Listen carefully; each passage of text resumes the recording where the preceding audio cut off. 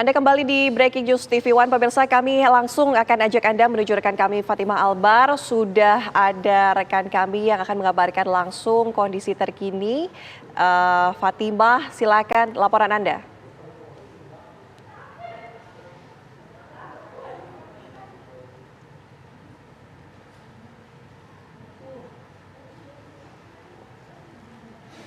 Ya, pemirsa, ini adalah titik lokasi di mana rekan-rekan kami saat ini sudah mengikuti pergerakan dari Capres dan juga Cawapres. Fatimah akan mengikuti Prabowo Subianto, kemudian tadi Prita Zega, Anies Baswedan, dan saat ini yang berkendara di dalam mobil adalah Ganjar Pranowo yang sedang menuju ke KPU. Nanti juga kita akan kabarkan langsung untuk Anda.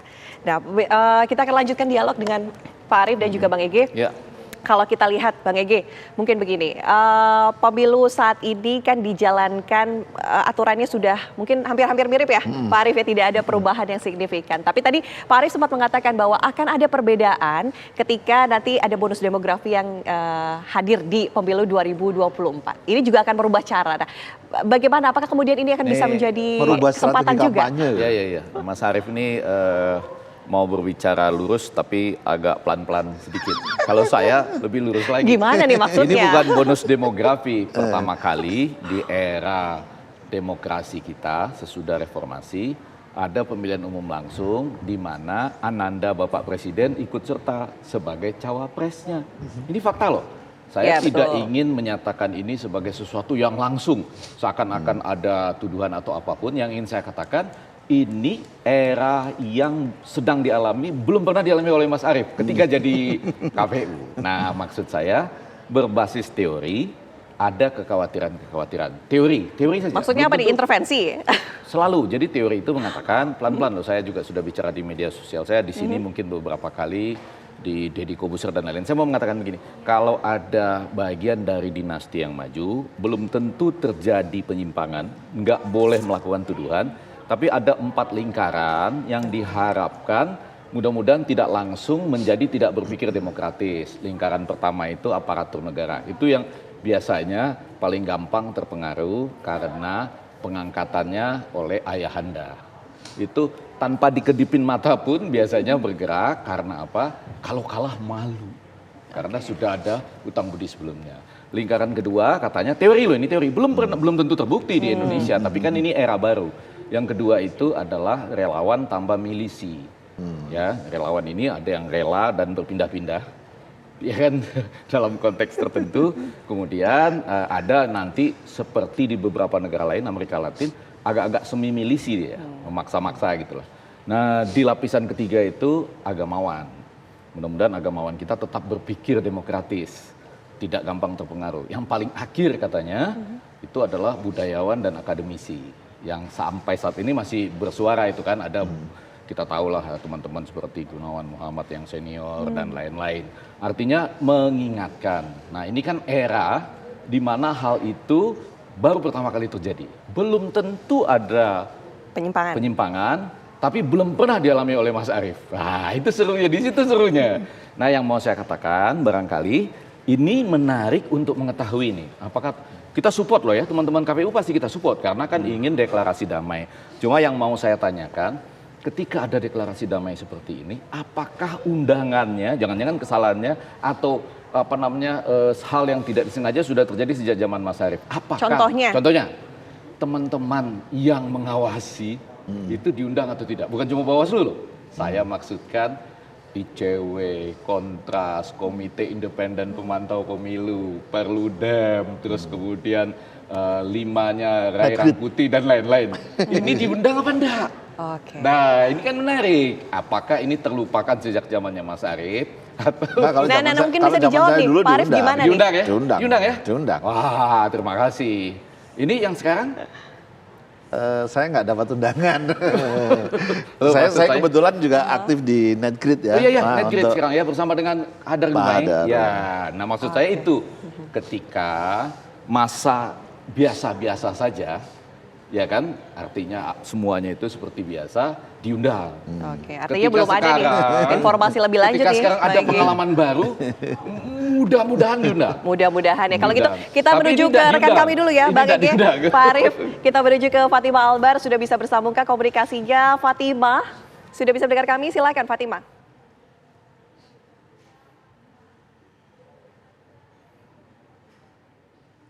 Fatimah Albar.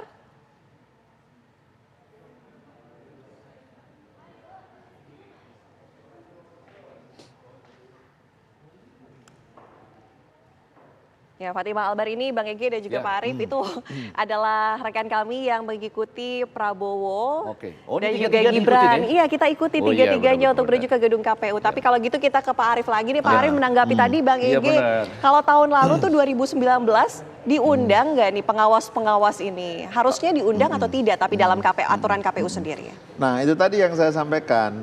Mestinya kampanye damai ini seluruh stakeholder Ya. yang akan terlibat ya dalam proses kepemiluan mestinya dilibatkan. Jadi ada peserta pemilunya, ada penyelenggara pemilunya, ada pemantau pemilunya. Jangan lupa ada aparat juga, Ya, aparat itu ya. keamanan misalnya, TNI Polri, mereka juga harus dilibatkan. Lalu ada Civil aparat society. pemerintah misalnya. Supaya apa? Supaya semua tahu bahwa tujuan kita ini pemilu damai loh ya. Jangan sampai nanti justru peserta dan penyelenggaranya aman-aman aja, tapi yang lain justru nggak paham, maka mereka yang menjadi pemicu tidak damainya itu gitu loh. Tapi tantangannya apa sih ketika mendeklarasikan pemilu damai ini dari tahun 2019 atau mungkin sampai sekarang, walaupun tadi ada berbagai hal yang berbeda ya dengan pemilu 2024 nanti yang kemudian akan dipilih oleh anak-anak muda tadi Pak Arief bilang. Jadi gini, kalau kita membandingkan dengan pemilu 2019, mestinya secara substansial hal yang diatur sama. Karena undang-undangnya yang dipakai sama, ya.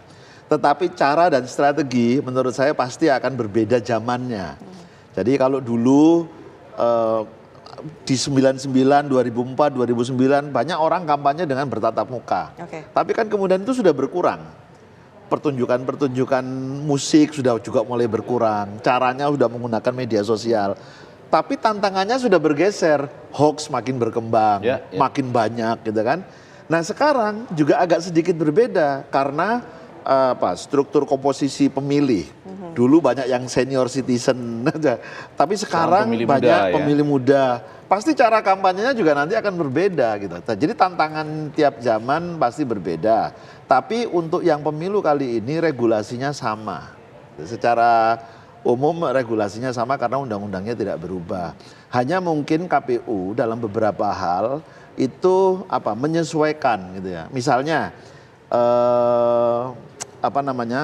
bahan kampanye yang mau disebar.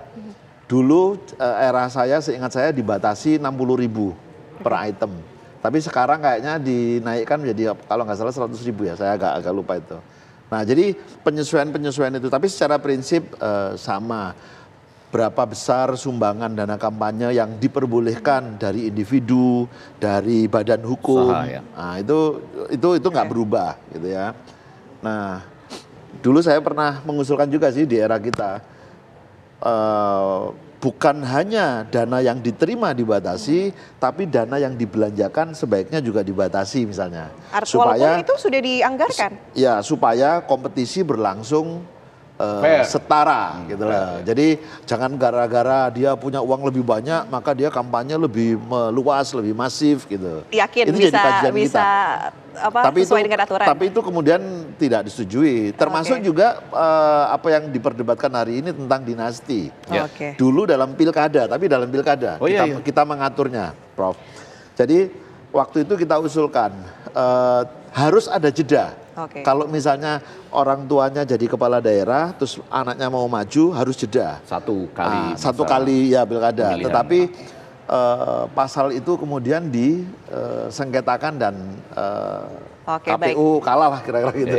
Jadi nggak jadi diatur. Itu. Kita coba lagi ya nih Pak Arief, Bang Egy. Semoga sudah bisa tersambung dengan rekan kami Fatimah Albar. Ini yang mengikuti Prabowo Subianto dan juga Gibran Raka Buming Raka yang sedang menuju ke KPU. Fatimah sudah bisa mendengar kami?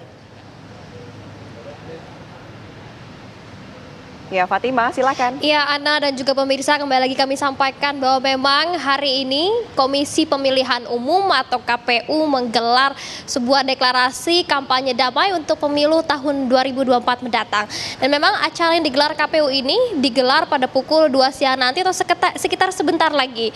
Namun jika kita gambarkan bagaimana pergerakan dari calon presiden nomor urut 2 yaitu Prabowo Subianto, memang tadi pagi Prabowo Subianto turut menghadiri acara yang digelar oleh Bawaslu tadi di Hotel Sahid Jakarta Pusat, dan kemudian setelah menghadiri acara yang digelar bersama Bawaslu bersamaan juga dengan Gibran Rakabuming Raka, Prabowo pun berpisah di sana dengan Gibran dan menuju ke Kementerian Pertahanan tempat saya melaporkan saat ini, di mana memang saat ini situasinya Capres nomor urut 2 Prabowo Subianto masih melakukan agenda internal. Nanti seusai melakukan agenda internal, ia akan memenuhi undangan dari KPU untuk menuju acara deklarasi kampanye damai pemilu 2024. Dan namun juga dan pemirsa dapat kami informasikan, tadi saya sempat menanyakan kepada Prabowo Subianto bersamaan juga dengan Gibran Rakabuming Raka pada saat acara Bawaslu tadi, kami menanyakan mengingat esok tanggal 28 merupakan hari pertama ketiga capres dan cawapres dapat berkeliling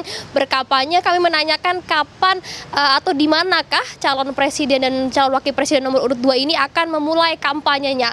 Tadi Prabowo Subianto menjawab bahwa ia bersama Gibran akan berbagi tugas sama-sama berkeliling dan kampanye utama atau kick off-nya akan digelar di sekitaran Jabodetabek. Dan kembali lagi kami ingatkan, kami konfirmasikan bahwa sebentar lagi Prabowo Subianto bersama rangkaian akan memenuhi undangan dari KPU. Sementara itu, Ana, pemirsa, kembali ke studio. Baik, terima kasih laporan langsung Fatimah Albar. Bang Kiki, kita lanjutkan ya. Nah, kalau kita lihat sendiri KPU, Bawaslu, dan badan-badan lainnya untuk penyelenggara pemilu begini, sudah netralkah? Sudah transparankah sejauh ini ya, walaupun besok baru mulai kampanye nih? Iya, kalau KPU dan Bawaslu-nya kan sementara ini masih dihadapkan pada persoalan-persoalan yang terkait dengan sosialisasi. Betul gitu ya, Mas Arief ya? Karena kan masa kampanye baru dimulai besok. Dan yang kita dengar pada hari-hari ini sebetulnya terkait dengan itu. Saya itu kan selalu kalau boleh di TV One nih bersama Mas Arief sekarang itu merencanakan sistem kedepannya seperti apa. Saya tuh ngebayangkan Indonesia itu, iya masa kampanyenya itu janganlah disembunyikan dengan kata-kata sosialisasi atau apapun. Sudahlah kampanye ya kampanye gitu. Dengan segala definisinya yang diputer-puter gitu. Ya udah kampanye.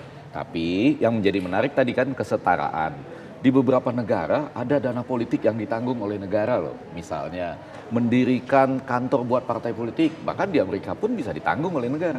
Yang nggak boleh kan kampanye sejauh misalnya itu terkait dengan fundraising, bagaimana menaikkan, mengumpulkan dana buat kampanye. Tapi kan tergantung kita mau ikut mana? Mau ikut gaya Bangkok, di mana hampir seperti kita. Di mana-mana ada spanduk, baliho, atau kita mau misalnya hanya di tempat-tempat tertentu, ya disiapkan tempat tertentu, lalu diisi di situ DPD atau caleg 1, 2, 3, tingkat 1, tingkat 2 ya, atau caleg untuk pusat ya, legislator untuk DPR, kemudian calon-calon presidennya di tempat tertentu. Selama ini nggak diatur, maka kita akan berhadapan dengan itu tuh.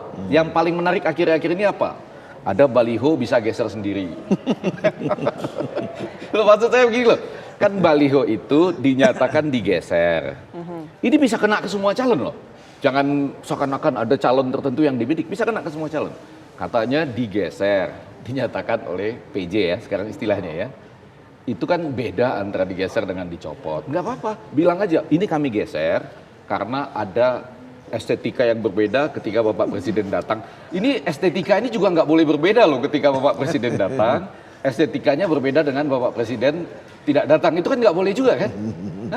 Nah maksud saya yang gini-gini harusnya ke masa depan nggak jadi persoalan kalau sistem politiknya kita perbaiki. Sistem pemilihannya, setuju kan Mas Arief ya? Ini kan sekarang dengan apa? Net grid ya, namanya. Jadi misalnya tempat-tempat kampanye itu kita mau gaya apa? Mau Bangkok lah ya begini terus. Nah, tapi di sisi lain ada suara yang mengatakan begini, kalau kita demikian maka ekonomi rakyat tidak bergerak. Karena kan nyetak spanduk, nyetak kaos dan saya mau bilang begini, kalau mau menggerakkan ekonomi rakyat jangan mengorbankan proses pemilu. Bikin pasar malam setiap hari. Vietnam dan beberapa negara ASEAN aja bikin itu pasar malam setiap hari, UMKM di TikTok yang diatur dengan baik ya kan. jangan mengorbankan sistem pemilu kita. Nah ini yang sedang terjadi pada hari-hari ini, itu baru ya. Kita belum bisa menuduh KPU-nya tidak adil atau Bawaslu-nya tidak adil, karena mereka kan masih sedang dapat laporan ini. Yang paling lucu itu kalau menurut saya adalah orang berpantun di kantor KPU pada waktu pengambilan nomor urut langsung dianggap dilaporkan karena kampanye. Padahal itu menurut saya sih era gembira lah ya. Karena itu definisi kampanye itu kita lurus-lurus saja boleh kan Mas Arief di masa depan ya. Sosialisasi dengan kampanye itu sudah, itu namanya kampanye. Betul nggak? Ditetapkan tanggalnya kapan. Besok nih ya mulai ya. Iya. Bukan di masa-masa yang akan datang. Disatukan definisi itu. Jangan lagi ini sosialisasi. Nah kalau Pak Arief gimana? Sebelumnya memang sudah adakah aturan seperti itu? Bahkan wilayah-wilayah saja diatur ya sebelumnya. Wilayah kampanye begitu? Jadi gini. Sebetulnya ada banyak ide tentang cara dan metode kampanye. Ya. Misalnya begini, udahlah kampanye itu ya sepanjang masa. Ya. Jadi nggak perlu diperdebatkan, sepanjang masa silakan kampanye. Tetapi ada metode kampanye yang perlu kita atur karena kalau tidak diatur menimbulkan konflik. Misalnya apa? Kampanye dalam bentuk terbuka di lapangan, menggunakan panggung, mengundang banyak massa. Nah itu yang perlu diatur jadwalnya. Tapi kalau kampanye bertemu warga masyarakat setiap hari, saya usul dulu pernah mengatakan biarkan aja sepanjang masa gitu. Karena memang hakikatnya ya dia akan peserta pemilu ya, dia akan menggait konstituen sebanyak-banyaknya, yaitu nggak bisa dibatas. Dan dia sepanjang masa kan juga melakukan aktivitas yang mungkin saja aktivitas itu juga masuk dalam kategori kampanye gitu. Cuma kalau tidak di dalam tahapan pemilu kan tidak dinamakan kampanye gitu. Nah yang kita atur adalah yang tadi itu punya potensi dia akan menimbulkan konflik antar pendukung, antar konstituen. Itu yang kita atur. Biasanya itu disosialisasikan nggak dari web KPU kah atau dari mana? Nah sekarang mestinya ya publik juga sudah diberitahu ini. Indonesia yang luas ini menjadi wilayah kampanye untuk seluruh peserta pemilu. Bagaimana KPU mengaturnya? Itu bukan hal yang mudah loh. Misalnya minggu ini nomor 1 ditaruh di wilayah barat, nomor 2 ditaruh di wilayah tengah, nomor 3 di wilayah timur. Sampai kapan? Jangan sampai nanti dia juga nggak kebagian ke tengah dan ke timur, ke barat dan ke tengah misalnya gitu. Jadi jangan juga sampai begini. Hari ini di timur, terus besok ke bagian barat. Indonesia itu dari barat sampai ke timur terbangnya jauh. Nah, ini yang waktu terbang dan biaya terbang itu. Biaya terbang. Ya ini yang saya Tapi saya rasa sudah diatur sekarang ya. Mestinya sudah diatur. Karena besok sudah mulai. Dan ini sudah disosialisasikan kah? Cuma saya lihat belum dipublikasikan. Saya meyakini sih kemungkinan itu sudah diatur. Nah, kenapa itu harus dipublikasikan segera? Supaya publik juga bangkit keinginannya untuk terlibat. Oh, besok di Maluku capres ini, besok di Banten capres ini, di Jakarta, di Sumatera, nah di mana-mana. Biasanya kapan sih Pak Arief kalau ya, untuk idealnya sebelum tahapan pemilu dimulai mereka sudah tahu itu. Nah kalau nggak ada informasi, dia masyarakat nggak dapat banyak informasi. Padahal kampanye itu menurut saya salah satu hal yang penting juga bagi pemilih ya untuk menjadi referensi dia. Ini memang sesuai dengan keinginan saya enggak gitu loh. Oke, kita lihat di layar kaca ini adalah mobil dari Mahfud MD yang akan bergerak menuju ke gedung KPU Jakarta. Ini kita simak langsung menuju ke sana. Kampanye perdana kemungkinan besar di Aceh. Pak Ganjar di Papua. Berangkat kapan, Pak? Ya besok pagi atau nanti malam gitu. Ya. Siap, Pak. Terima kasih, Pak. Nah, dari statement ini katanya tuh Mahfud di Aceh, Ganjar di Papua. Artinya ini apakah dari parpolnya yang membagikan atau dari KPU? KPU. Makanya KPU mesti nanti jangan-jangan satu di Aceh, satu di sini. Padahal di sini ada pasangan calon lain juga yang ada di daerah itu. Nah, itu kalau tidak diatur dengan baik kan konflik. Sementara misalnya nih ada kota-kota tertentu yang lapangan sepak bolanya yang menarik bagi publik itu hanya satu misalnya. Padahal pada hari yang sama banyak peserta pemilu kepingin menggunakan lapangan itu. Nah itu kalau nggak bisa ribut itu. Karena apa? Karena waktunya terbatas. Jadi kalau tidak dibagi secara rapi bisa konflik. Dan penggunaan lapangan itu kan tidak hanya diatur untuk peserta pemilu presiden dan wakil presiden, tapi juga partai politik. Oke. Jakarta saja, kalau kita mau membayangkan ya, Jakarta punya mana yang menarik? GBK, JIS, terus mana lagi? Stadion yang gede-gede. Ini peserta pemilunya ada 18. Ditambah dengan capresnya ada 3. Berarti ada 21. Jumlah hari kampanye yang tersedia berapa hari? 75 ya? Nah, 75 hari totally. Itu ngaturnya harus tepat betul, siapa dapat jatah di sini, siapa dapat jatah Saya di rasa sana. sudah ada Biar nggak pengaturan konflik. itu, duduk bersama ya dengan tim kampanye atau paling tidak nanti akan disempurnakan juga dalam hari-hari pertama 75 hari ini. Terutama karena biasanya begini nih, biasa aja hari pertama dan yang paling penting itu penutupan harus akbar. Karena penutupan itu seperti show of force bahwa kami ini pada ujungnya nanti, jadi sebelum hari tenang ya, sebelum ini kan ujungnya tanggal 10 ya. 10 Februari, iya betul. Ya, 10 betul. 11, 12, 13 itu hari tenang, Hari tenang, 14 kita pas Valentine. Artinya damai lah itu, kasih sayang kita akan memilih. Tapi nanti yang paling mencari-cari lapangan mana itu, walaupun harus di booking dari sekarang, ya kan harus dipesan dari sekarang itu, dan terutama karena keterbatasan lapangan. Nah, jangan lupa di masa-masa yang lalu itu ada semacam dalam tanda petik friksi bahwa, ini kalau yang memesan lebih dulu atau yang lebih powerful bisa pakai lapangan besar gitu loh. Sementara yang lain enggak. Nah, di samping itu ada juga kan kehendak-kehendak dari publik, misalnya kalau bisa lapangan ini jangan dipakai dong gitu. Ini kan lapangan suci untuk sepak bola kami, misalnya gitu-gitu loh. Coba Anda bayangin loh, kalau semua partai pakai lapangan bola, itu lebih seru daripada konsernya siapapun lah yang Anda sebut datang ke Indonesia gitu. Jadi ada masalah-masalah penggunaan yang dianggap sekalipun untuk tujuan pemilu nggak boleh juga lah gitu misalnya. Tapi kalaupun iya, seadil apa? Ini kan bicara soal seadil apa? Jangan-jangan nanti kalau Anda bukan yang sedang powerful, Anda nggak dapat itu, terutama di akhir. Kan biasanya di akhir itu, Anda bisa bayangkan itu semua stasiun televisi. Apakah boleh langsung sepanjang acara atau misalnya cuma mengutip-ngutip, itu kan akbar setidaknya dari 3 pasangan ini. Dan tidak semuanya di Jakarta kan? Itu akan diatur satu di mana, misalnya katakanlah satu di wilayah timur, satu di wilayah tengah, dan satu di Jakarta. Nah, coba dari sekarang kita bisa memberikan perhatian siapa yang akan ada di Jakarta pada tanggal terakhir 10.